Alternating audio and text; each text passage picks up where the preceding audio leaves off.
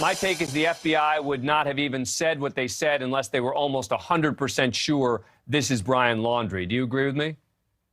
I do agree with you to a certain extent. I think that they are 100% sure that the backpack, the notebooks, those items that were found close to the remains either had his identifying information on them or were very clearly Brian Laundrie. So I think that they fully believe that it is his body.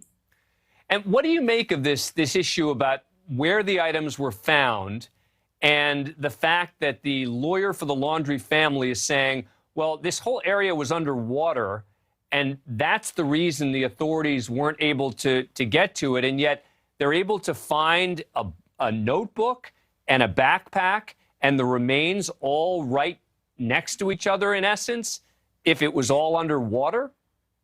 So I'm with you. I find this incredibly alarming, quite frankly. I've always felt, I've been following this case really since its inception, that the parents needed to be held more accountable. I believe, and I will always believe, that they knew precisely where he was and really just sort of held on that location for a multitude of reasons.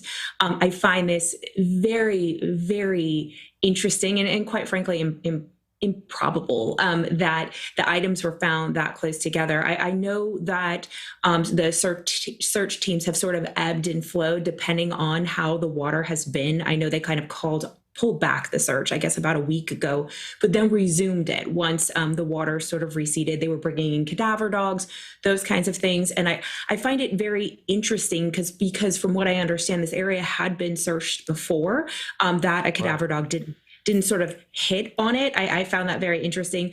Also, things like, I don't mean to be too graphic, but a body, if it was underwater, actually would probably float away unless it was anchored down. Same with a backpack, same with those items. So I find it very interesting that those were that close together and really highly improbable, quite frankly. Well, and look, in our next block, I'm going to talk to someone who's an expert in cadaver dogs about some of these very questions that you're raising. But Brian, let me go back quickly to Brian Entin. Brian, again, without getting gruesome here, do we have any sense of the state of the remains that they found? We do not know particularly the condition of the remains. What we know, according to the FBI, is that they were underwater because this area was flooded.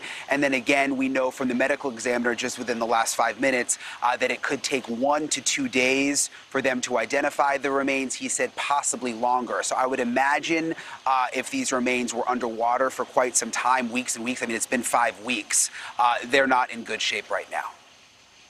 Well, and I guess the only question then, Tracy, could be, is it what, Brian's notebook and Brian's his backpack, and yet somehow it's not Brian's body there? I mean, that could certainly be the case. Obviously, I don't want to say I'm 100% sure. We never do that in the FBI. I don't ever want to be 100% sure. Obviously, I think there's a high probability. And also, I think too, and again, not to be too graphic, even if they are skeletal remains, you are going to have clothing that's still possibly on those remains. And perhaps the parents were able to identify what he was last seen in. And so I think that there's a high possibility. Yeah, I mean, look, I would find it shocking if this weren't Brian's remains there. But this whole thing still remains so bizarre.